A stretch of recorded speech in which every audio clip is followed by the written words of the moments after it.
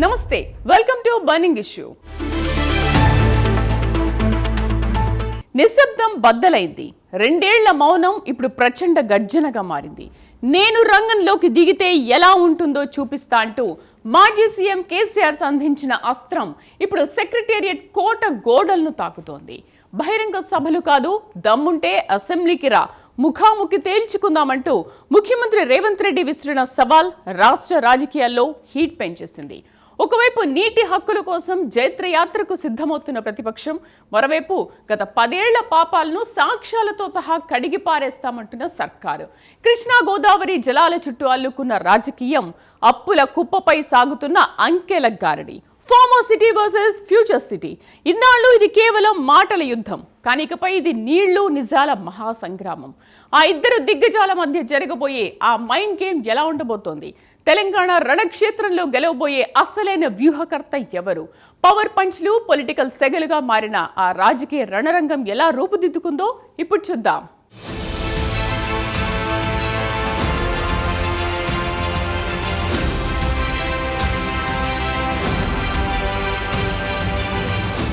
తెలంగాణ రాజకీయాల్లో 2 ఏళ్ల పాటు ఆవరించిన నిశ్శబ్దం ఒక్కసారిగా బద్దలైంది. ఫామ్ హౌస్ గోడల మధ్య దాగున్న మౌనం ఇప్పుడు ఒక అగ్నిపర్వతంలా ప్రజాక్షేత్రంలోకి దూసుకువస్తోంది. రాష్ట్రానికి ముప్పు వాటిల్లుతుంటే ఇక మౌనంగా ఉండలేను అంటూ గులాబీ దళపతి కేసీఆర్ చేసిన ప్రకటన రాష్ట్ర రాజకీయాలను ఒక్కసారిగా హిటెక్కించింది. ఇది కేవలం ఒక మాజీ ముఖ్యమంత్రి కేసీఆర్ పునరాగమనం కాదు. 10 ఏళ్ల పాటు అధికారంలో ఉన్న ఒక పార్టీ తన ఉనికిని చాటుకోవడానికి, ప్రజా సమస్యలపై గలమెత్తడానికి సిద్ధమైన వేళ.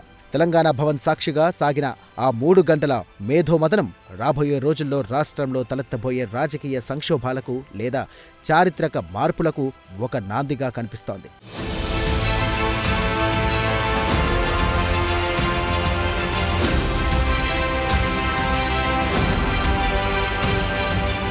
తెలంగాణ అస్తిత్వానికి పునాది అయిన నీటి హక్కులపై ఇప్పుడు పెను యుద్ధం మొదలైంది. కృష్ణా, గోదావరి నదుల పరివాహక ప్రాంతాల్లో జరుగుతున్న పరిణామాలు రాష్ట్ర భవిష్యత్తును ప్రశ్నార్థకంగా మారుస్తున్నాయనేది విపక్ష ఆవేదన. నదీ జలాల వినియోగంలో రాష్ట్ర సర్కార్ నిర్లక్ష్యం వహిస్తోందని, గోదావరిపై జరుగుతున్న అన్యాయాన్ని అడ్డుకోవడంలో విఫలమైందని బీఆర్ఎస్ అధినేత ఎక్కుపట్టిన విమర్శలు సూటిగా తగులుతున్నాయి. అయితే తాము గత పాలకుల తప్పిదాలను సవరిస్తున్నామని, న్యాయబద్ధమైన వాటాల కోసం పోరాడుతున్నామని ప్రభుత్వం వాదిస్తోంది. ఈ వాదోపవాదాల మధ్య నలిగిపోతున్నది మాత్రం సామాన్య రైతు. నీటి పంపకాల్లో జరుగుతున్న ఈ చదరంగంలో అసలైన విజేత ఎవరన్నది ఇప్పుడు తేలాల్సి ఉంది. ఈ ప్రభుత్వాన్ని నిద్రపోనీయం, కేంద్ర ప్రభుత్వాన్ని కూడా నిద్రపోనీయం. మా హక్కుల పరిరక్షణకు ఒక డ్రాప్ తక్కువైనా కూడా at any cost, at whatever cost, TRS పుట్టిందే తెలంగాణ ప్రజల కోసం. తెలంగాణ ప్రజలకు ఒక నొక్కు పడుతుంటే మౌనం పాటించలేం. మీరు ఏం ఊరుకో ఏం చేసుకో, కృషి చేస్తే నిజంగా తండ్రాడాలి. మా గవర్నమెంట్ వచ్చిన నాడు హైదరాబాద్ నుంచి సాఫ్ట్వేర్ ఎక్స్పోర్ట్స్ 57,000 కోట్లు ఉండేనండి. మేము దాన్ని 2,47,000 దాకా తీసుకుపోయినాం. స్టెప్ అప్ చేసుకుంటూ వాటిని నరికితే గాలిలో మాటలు చెప్తే వస్తాయా? మేము బిజినెస్ మీట్లు పెట్టలే, కాంక్లేవ్లు పెట్టలే, ఏం లేదు, పరదాలు కట్టలే. బెస్ట్ పాలసీ చేస్తే ఆటోమేటిక్గా అట్రాక్ట్ అయి వస్తారు. మందిని మోసం చేసి ఎన్ని రోజులు ఇస్తారు? ఆత్మవంచన, ప్రజావంచన. ఏమైనా వస్తుందిరా బాబు అంటే ఏమి రాదు. ఈ గ్యాస్ల ప్రజలను పెట్టి ఇప్పుడు ఇస్తాన 2,500 దిక్కులేదు మహిళలకు, 1,000,000 మంది మహిళలను కోటీశ్వర్లను చేస్తాం. కాంగ్రెస్ మంత్రులంతా ఒకటే పాట పాడు, ఏమి ఎట్లా చేస్తావా 1,000,000 మంది మహిళలను కోటీశ్వర్లను? నీ దగ్గర ఉంటేనా? ఉన్న రెవెన్యూ పీకింది రాష్ట్రాన్ని, లోపలికి అయిపోయింది. మేము ఉన్నప్పుడు గ్రోత్లో 50% లేదు. అసలు మీకు గ్రోత్ గురించి అవగాహన ఉందా? ఒక్కొక్క రూపాయి కూడబెట్టాలి, ఎట్ట తీసుకుపోవాలి? ప్రజా ఆస్తులు పెంచినాం, ప్రజా ఆస్తుల యొక్క విలువ పెంచినాం. 4 ఎకరాల నోడు ధీమాతో ఉండే తెలంగాణలో. కొద్దిగా డాంబర్ రోడ్డు కంటుకునే 4 ఎకరాల నోడు 50 లక్షల కాడికి అమ్మితే నాకు 2 కోట్ల శ్రీమంతుని అని చెప్పుకున్నాడు కాలర్ ఎగరేసుకొని. ఇవాళ ఏమైనాయండి భూముల ధరలు? కుప్ప ఊలిపోయినాయి. ఇంట్లో అమ్మాయి పెయింట్ ఉంటే ఎకరం అమ్మి చేద్దాం అనుకుంటే కొనే దిక్కులేదు సార్ అని కళ్ళకు నీళ్ళు పెట్టుకుంటారు ప్రజలు. ఇవాళ లేదు, ఒక ఎకరా కూడా అమ్ముడు పోతలేదు, ఇప్పుడు కొంటలేడు.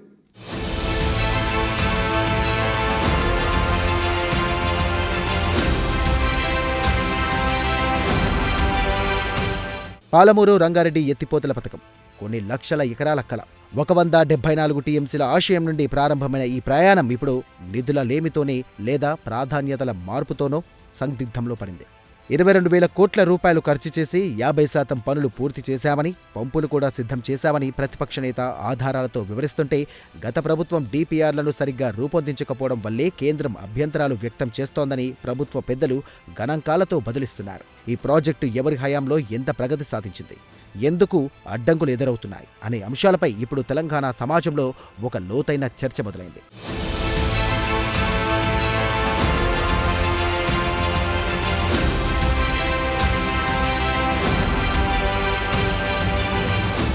జనం మధ్యకు వస్తానన్న ప్రతిపక్ష నేతకు ముఖ్యమంత్రి రేవంత్ రెడ్డి అత్యంత నేర్పుగా ఆహ్వానం పలికారు. బహిరంగ సభలు కాదు, అసెంబ్లీకి రండి, ప్రజల సాక్షిగా నిజాలు మాట్లాడుకుందామంటూ ఆయన వేసిన ఎత్తుగడ రాజకీయ వర్గాల్లో ఆసక్తిని రేకెత్తిస్తోంది. జనవరి 2న ప్రత్యేక సమావేశాలు ఏర్పాటు చేస్తామని, ప్రతిపక్ష నేతగా మీ బాధ్యతను సభలో నెరవేర్చాలని రేవంత్ చేసిన డిమాండ్ కేసీఆర్ను చర్చల వేదికపైకి రప్పించే ప్రయత్నం.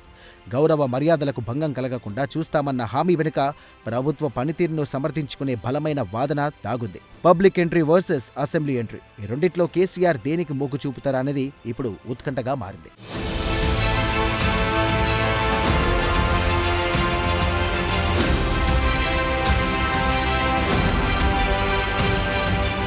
తెలంగాణ ఆర్థిక వ్యవస్థ ఇప్పుడు ఒక చిక్కుముడి. అక్షరాల 8.11 లక్షల కోట్ల రూపాయల అప్పులు రాష్ట్రానికి కుంగదీస్తున్నాయని, 12% వడ్డీలకు తెచ్చిన రుణాలతో ఖజానా ఖాళీ అయిందని ముఖ్యమంత్రి తీవ్ర స్థాయిలో ధ్వజమెత్తారు.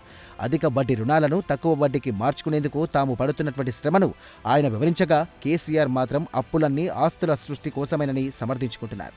కాగ్ నివేదికలను ఆటంకిస్తూ ప్రభుత్వంపై ఎదురుదాడి చేస్తున్నారు. అప్పుల భారం నిజమేనా, లేక అభివృద్ధి కోసం చేసిన వ్యూహాత్మక రుణాల అన్నది ఆర్థిక నిపుణుల విశ్లేషణలకు పనిపెడుతోంది.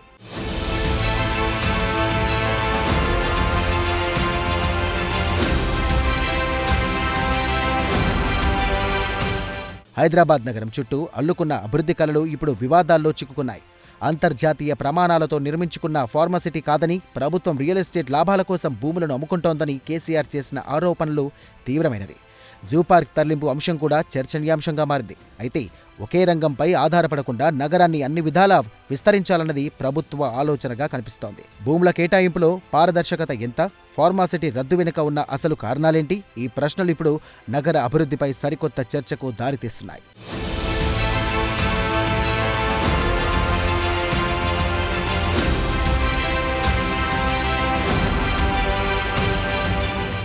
సాగునీటి రంగంపై మంత్రి ఉత్తమ్ కుమార్ రెడ్డి సంధించిన అస్త్రాలు అత్యంత పదునైనవి. 1.81 లక్షల రూపాయల కోట్లు ఖర్చు చేసిన 1 ఎకరాకు కొత్తగా నీరు ఇవ్వలేదన్న ఆయన మాటలు గత ప్రభుత్వ ప్రణాళిక లోపాలను వేలెత్తి చూపిస్తున్నాయి. కృష్ణా జలాల్లో 50% వాటా కోసం తాము పోరాడుతుంటే గత ప్రభుత్వం 36%కే ఎలా అంగీకరించిందని ఆయన ప్రశ్నిస్తున్నారు. ప్రాజెక్టుల రీడిజైనింగ్ పేరుతో జరిగిన వ్యయంపై ప్రభుత్వ విచారణకు సిద్ధమవుతోంది. ఈ క్రమంలో సాగునీటి రంగంపై విడుదల చేయనున్న శ్వేతపత్రం ఎన్నో రహస్యాలను బయటపెట్టే అవకాశం కనిపిస్తోంది.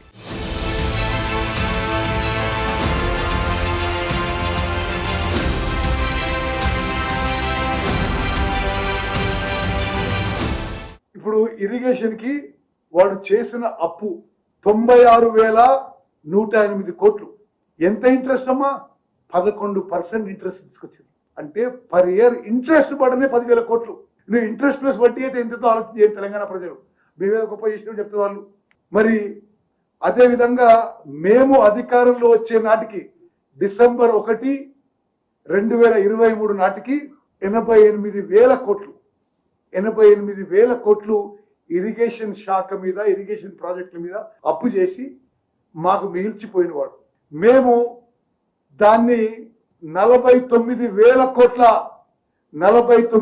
కోట్లు మీరు అప్పు చేసిన ఇరిగేషన్ లోన్స్ రీపే చేసినాం మేము. మరి గతంలో ఇంట్రెస్ట్ ప్రిన్సిపల్ కలిపి ఈ రోజు కూడా 56,000 కోట్ల అప్పు ఇరిగేషన్ ప్రాజెక్టుల మీద మిగిలింది. అది మీ ఘనకార్యం కాదా అని చెప్పి నేను అడుగుతున్నా. అంటే 38,000 కోట్ల ఉన్న అదే ఆయకట్టుకున్న నీళ్ళని మరి మీరు కట్టే ప్రాజెక్టుకి 4 ఇంతలు అవుతుంది. అది ఎవరి సొమ్మండి? మనందరి సొమ్ము, తెలంగాణ ప్రజలు, మనము, మన పిల్లలు, వాళ్ళ పిల్లలు తాకట్టు పెట్టి తీసుకొచ్చిన అప్పు. ఎవరు తెలియలేరు, ఆయనంతా తెలియకలు కాకపోయిండొచ్చు. బట్ తెలంగాణ పట్ల చిత్తశుద్ధి, సిన్సియారిటీ, కమిట్మెంట్ ఉందని చెప్పి నేను మనం చేస్తున్నాం. మరి వాళ్ళు తద్దమ్మలు, వీళ్ళు తెలియలేని వాళ్ళు అంటున్నాడు. మరి ఎవరు తద్దమ్మలు, ఎవరు తెలియని వాళ్ళు? ఆయనే తెలంగాణ ప్రజలు డిసైడ్ చేయాలి. 10 ఏళ్లలో ఒక్క రూపాయి ఖర్చు పెట్టలే, ఒక్క తట్టెడు మట్టి ఎట్టలే. ఆయకట్టు కాలువలకి మీరు 10 ఏళ్లలో 1,80,000 కోట్లు ఖర్చు పెట్టి, అప్పు తీసుకొచ్చి ఖర్చు పెట్టి, మీరు మా మీద ఏదో బదనం చేసే ప్రయత్నం చేస్తే తెలంగాణ ప్రజలు నమ్మరు అని చెప్పి నేను మనం చేస్తున్నా. తెలంగాణ సెంటిమెంట్ను మళ్లీ రగల్చాలని కేసీఆర్ భావిస్తున్నారు. ఉద్యమ కాలం నాటి వ్యూహంతో కవులను, గాయకులను ఏకం చేసి ప్రజాక్షేత్రంలోకి వెళ్లాలన్న ఆయన ప్రణాళిక భావోద్వేగపూరితమైన రాజకీయాన్ని సూచిస్తోంది. కేంద్ర, రాష్ట్ర ప్రభుత్వాలను నిద్రపోనీయమన్న ఆయన హెచ్చరిక వెనుక క్షేత్రస్థాయిలో పార్టీ క్యాడర్ను ఉత్తేజపరిచే ఉద్దేశం కనిపిస్తోంది. ప్రభుత్వం హామీల అమల్లో విఫలమైందన్న వాదనను ప్రజల్లోకి తీసుకువెళ్లడం ద్వారా మళ్లీ పట్టు సాధించాలన్నది విపక్ష బాస్ వ్యూహం. ఇది కేవలం రాజకీయ పోరాటమా లేక ప్రజల గొంతుకగా మారే ప్రయత్నమా అన్నది వేచి చూడాలి.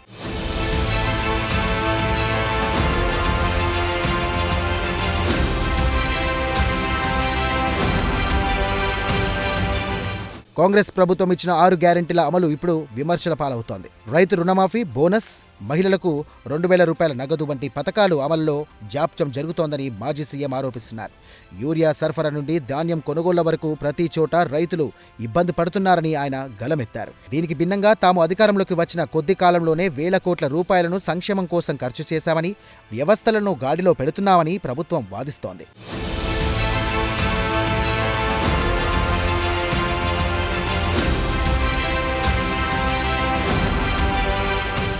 రాష్ట్రంలో జరుగుతున్న రాజకీయ యుద్ధం వ్యక్తిగత విమర్శల స్థాయికి చేరింది. కుటుంబ సభ్యుల మధ్య ఆధిపత్య పోరు వల్లే కేసీఆర్ మౌనం వీడారని ముఖ్యమంత్రి చేసిన వ్యాఖ్యలు రాజకీయ దుమారాన్ని రేపుతున్నాయి. పార్టీ పగ్గాల కోసం జరుగుతున్న అంతర్గత సంఘర్షణే ఈ పునరాగమనానికి కారణమని అధికార పక్షం విశ్లేషిస్తోంది. అయితే ఈ అంశాలని అసలైన అభివృద్ధి చర్చను పక్కదారి పట్టిస్తున్నాయనేది మేధావుల అభిప్రాయం.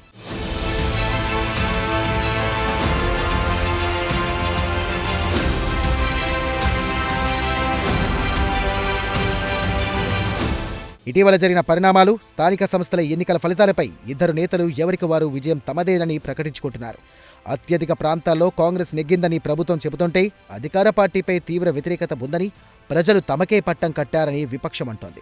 నిజ నిర్ధారణ కమిటీ వేసి గ్రామాల వారీగా విచారిద్దామని రేవంత్ రెడ్డి విసిరిన సవాల్ క్షేత్రస్థాయిలో ఉన్న వాస్తవ పరిస్థితిని బయటకు తెచ్చే ప్రయత్నం.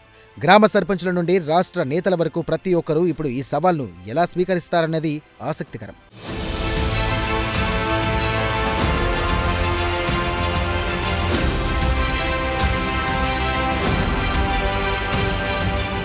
ఇవాల్టి దాకా వేరు, రేపటి నుంచి వేరు అన్న కేసీఆర్ మాటలు, అసెంబ్లీకి రండి ముఖాముఖి తేల్చుకుందాం అన్న రేవంత్ రెడ్డి ఆహ్వానం, వేరసి తెలంగాణ రాజకీయం ఇప్పుడు ఒక క్లైమాక్స్ దిశగా సాగుతోంది. నీరు, నిధులు, నియామకాల విషయంలో ఎవరి వాదనలో ఎంత సత్యమున్నదనేది కాలమే నిర్ణయిస్తుంది. ప్రజాస్వామ్యంలో చర్చలు, విమర్శలు ఆరోగ్యకరమైన పరిణామాలే అయినా అవి ప్రజా ప్రయోజనాలను దెబ్బతీయకూడదని తెలంగాణ సమాజం ఆశిస్తోంది. కొత్త సంవత్సరం వేళ జనవరిలో అసెంబ్లీ వేదికగా జరిగే ఆ ముఖాముఖి సమరం రాష్ట్ర రాజకీయ చరిత్రలో ఒక కొత్త అధ్యాయాన్ని నాంది పలుకుతోందా లేక మళ్లీ ఆరోపణల పర్వానికే పరిమితమవుతోందా అనేది ఇప్పుడు చర్చంతా.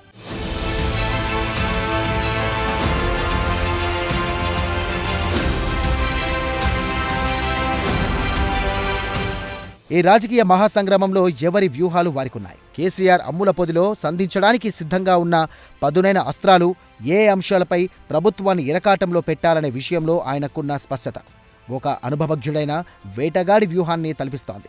అయితే దీనికి ప్రతిగా ముఖ్యమంత్రి రేవంత్ రెడ్డి వేసిన పొలిటికల్ మైండ్ గేమ్ అత్యంత వ్యూహాత్మకతమైంది. మీ వారసులతో కాదు, నేరుగా మీతోనే తేల్చుకుంటామని పంతం పట్టడం వెనుక కేసీఆర్ను చర్చకు రప్పించి గత 10 ఏళ్ల పాలకుడి నోటితోనే ఆ తప్పిదాలకు సమాధానం చెప్పించాలన్నది ప్రభుత్వ మాస్టర్ ప్లాన్. అటు గులాబీ బాస్ ప్రశ్నల ఛార్జ్షీట్, ఇటు గత రికార్డులను తిరగదోడి ఆత్మరక్షణలో పడేసేందుకు సిద్ధమైన సర్కార్. వేరసి జనవరి అసెంబ్లీ సమావేశాలు ఒక రణక్షేత్రాన్ని తలపించబోతున్నాయి. ఇది కేవలం మాటల పోరు కాదు, తెలంగాణ రాజకీయ భవిష్యత్తుపై ఎవరు పైచేయి సాధిస్తారో తేల్చే అసలైన లైవ్ క్లైమాక్స్.